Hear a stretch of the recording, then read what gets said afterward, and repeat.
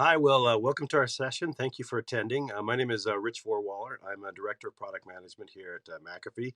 With me today is Bob Fish, an Enterprise Security Architect for Electronic Arts. Bob, thank you for joining us and looking forward to having a great conversation with you. Yeah, thanks, Rich. I'm looking forward to it too. Excellent. So, our session is entitled How McAfee Assisted Electronic Arts in Managing Complex Environments. For this session, we're going to do a little bit different. We do have a deck that we're going to be sharing, but we'd like to have this be more of a casual kind of Q&A with Bob. I'm really interested in understanding, why Electronic Arts uses AWS. What were some of the challenges that they had coordinating security across multiple teams? And so here's kind of the questions and the topics that we're going to go into. So we'll talk about the problem they were trying to solve. How did they solve that problem, and how did the McAfee solution help them in that? And then from there, I really kind of want to understand the iteration. How did it improve? And Bob, I'm really looking forward to kind of what's on your horizon. What are the kind of next things you're looking at solving? So again, excited to have you on here. Let's go ahead and kind of jump into the topic and go from there. So Bob, tell me, why does Electronic Arts use AWS, and what was the kind of the use case or the problem that you were trying to solve? Electronic Arts was a very early and enthusiastic adopter of cloud tech. Being demand driven, the video game industry lends itself very well to cloud services. We usually, we need more infrastructure to handle the demand, like when a game first launches and there's a lot of hype around it, versus as the game matures and you settle into the usual player base. And so, not having to do on-prem infrastructure for peak load gives us a lot more flexibility and is a lot more cost effective. So I mean, we're very deeply into the public cloud, IaaS, AWS, EC2, S3, all of those things, for those reasons. Excellent, excellent. So, as you've got these different development teams, I'm assuming that, not that I've talked with you and other customers, that kind of coordinating security across those teams is just kind of challenging. Did you guys kind of face that challenge, and what were kind of the problems that you had? Absolutely. Well, there was a whole bunch of challenges that Electronic Arts faced. We had before security started monitoring the public cloud environment with CASB. We really our only central control was billing, where we Mhm. could see what everyone was doing and what's going on. So there was a lot of established practices and things that needed to be corrected when they were doing things done in an insecure way. There, and also EA, as they grow. Oftentimes, we grow through acquisition, where we will buy existing titles or existing studios. Obviously, that brings with it its own cloud infrastructure um, that is already in place and already is being operated. And then we have to, once we find issues, have to go and work with those teams to change, existing practices, which is always more difficult than getting in, during the design phase and things where you can make changes cheaper. Yeah.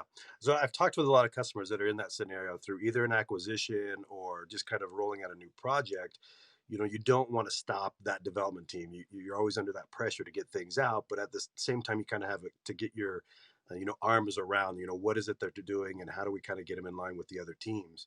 So I'm curious, before you rolled out the solution, I'm assuming that you kind of had an idea of like, well, we're probably doing these things wrong, or maybe we need some more controls over here. One of the common things I hear from customers is we thought we had maybe 50 to 60 AWS accounts. Turns out we have over 100, and we're doing these things.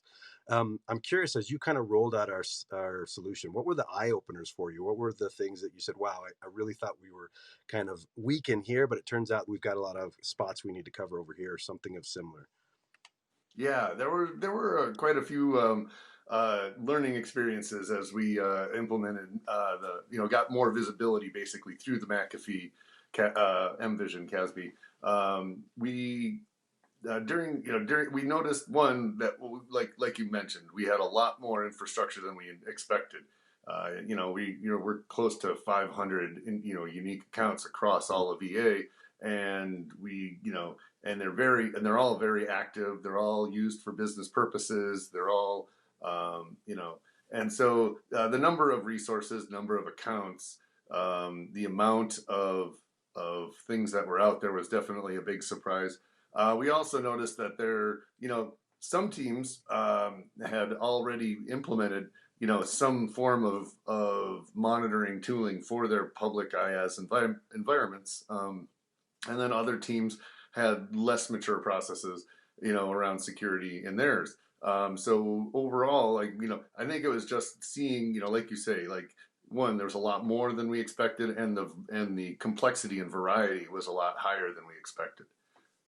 Yeah, good insight. I love this point that you have in here, and we've talked about this before, where not all incidents are kind of created equal. What do you mean by that? Is it things that like are more public facing or higher risk for you, or is it kind of a different criteria that you use? What do you use? Oh, absolutely.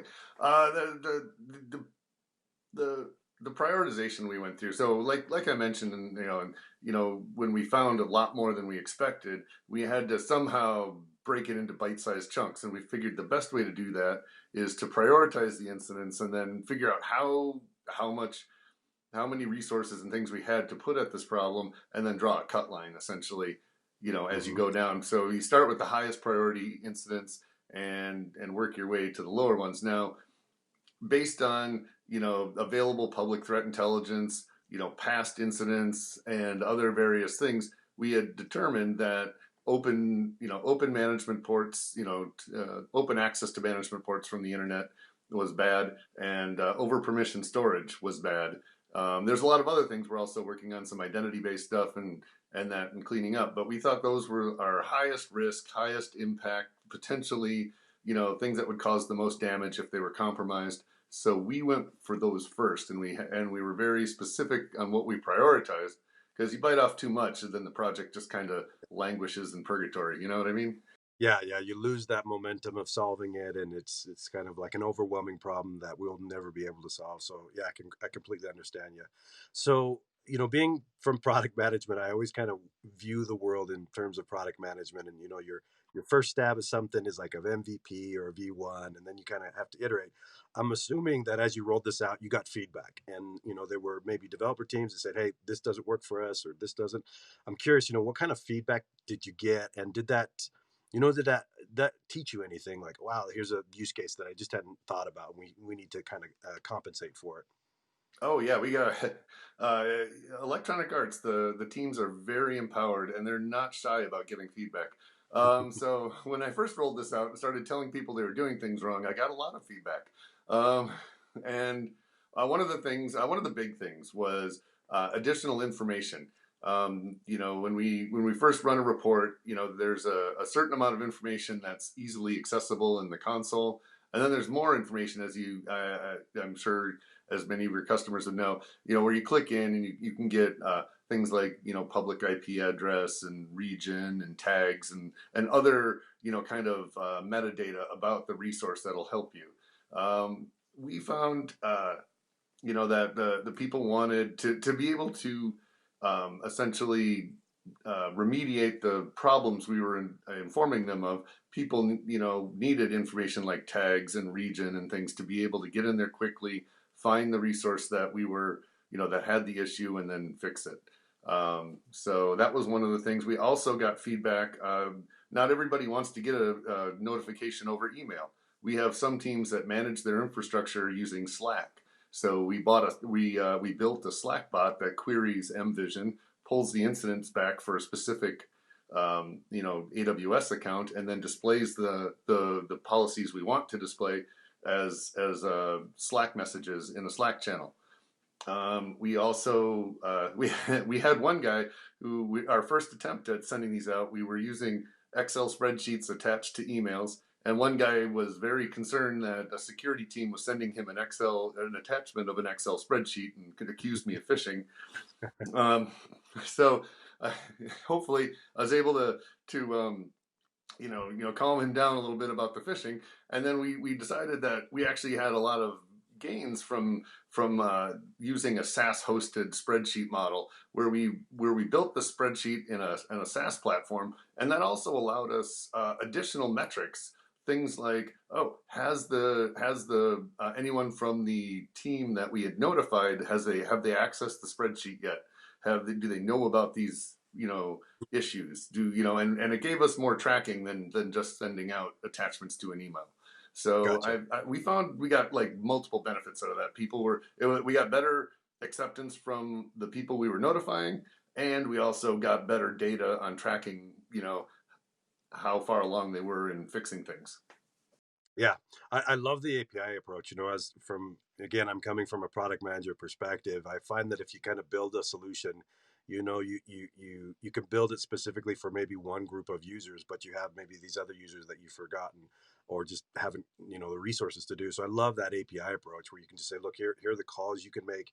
Here's what you can build. You tell us what you think is important, and then you can kind of customize that for each of the development teams. I really like that approach. I think it scales really well. Absolutely. And it doesn't take a ton of development experience to be able to take the results from a query and organize them, by account, by team, by type of resource, whatever you want to do, like, and then Hmm. split up the work amongst multiple teams and things. So like, we really appreciated that from being able to build kind of a notification platform for all of the incident data we were getting. Awesome, awesome. That's great. So you get this feedback. I'm assuming you kind of go for a V2 and you've kind of incorporated that feedback. Was that better received? Were you more successful at that? Oh, we were much more successful at that. Once we started, and I think that like being from product management, you'll appreciate getting feedback from your customers helps build a better product. Yeah. So Yep. as we incorporated all of these things, people used it more and more, and we could show using metrics and KPIs and all the things that management loves. We could show that we were having fewer and fewer accounts that had issues, and at least the ones that we were currently tracking, and we also had we could show as things got fixed like an actual decrease in risk across the public cloud environment. Yeah. So you've got a great slide here further on than this, and we've kind of called these incidents. What are those? Were these like configuration issues? And if I look at kind of that 1477, was that kind of the total number of configurations and burning down, or can you share some context on what these are? Yeah, the the number we started with was the total number of incidents across the accounts we were enforcing for an initial pilot, and that's where we were gathering this feedback and incorporating into our process before we went org wide. So we Hmm. had probably our top 10. We went by the largest number of incidents. So the top 10 accounts with the number of incidents that we were concerned about, we used as our pilot group. And then I think the initial policy, set was around 7 policies that we were trying to enforce. And they were all around configuration issues, things like I said, Okay. management port, security groups that had management ports open to the internet, and S3 buckets that were over permissioned, had public permissions on them when they shouldn't have. So so that initial number was what we started with, and then through by kind of continuously improving the process, we were able to drive down in about a month. We were able to drive all those down to like the last like little 14 issue stragglers there. So we had a really strong uptake once we improved that process from their feedback. Yeah, I love this chart. To me, it really kind of speaks about scale with security because if you look at the software world, it's how many bugs do we have out there, or how many releases do we have, and let's burn that down. I love this that you've kind of incorporated the security incident in kind of that language, and then just looking at this, I could get this feel of wow, we're becoming more and more secure because we're having less incidents, and kind of just getting that across the different teams. So I'm really curious, did this have like reducing incidents is nice, but does this have any kind of other kind of side effects, like indirectly within the teams? Oh, absolutely.